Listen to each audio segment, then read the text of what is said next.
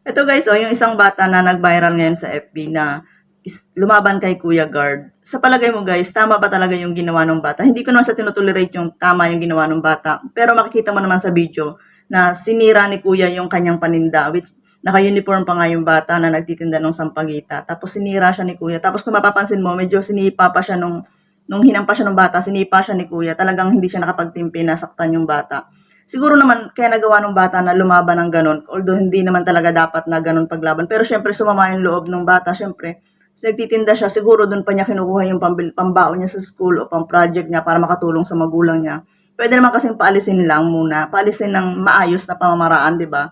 Pero bigla kita mo naman, biglang hinalbot ni kuya talaga yung paninda niyang sampagita. Kaya hindi napigilan ng bata na talagang lumaban talaga siya. Talagang hinampas na ng hinampas si Manong Guard. Hindi ko masisi yung nararamdaman ng bata kasi hindi natin alam kung bakit siya nagtitinda. Siyempre, hindi natin alam kung ano yung totoong kwento ng buhay niya. Ito namang si Manong, hindi natin masabi kung bakit ba naman agad-agad sinira niya yung paninda ng bata. Nakakaawa lang, nakakaawa lang. Tapos ang dami nakatingin ng tao sa paligid. May nagbibideo pa nga, 'di ba? So, hindi naman nagawa ng paraan para maawat or masabihan or masaway man lang ng yung bata na lumalaban. Pero syempre, hindi ko talaga masisi, kung para sa akin, hindi ko masisisi yung bata kung bakit siya lumaban.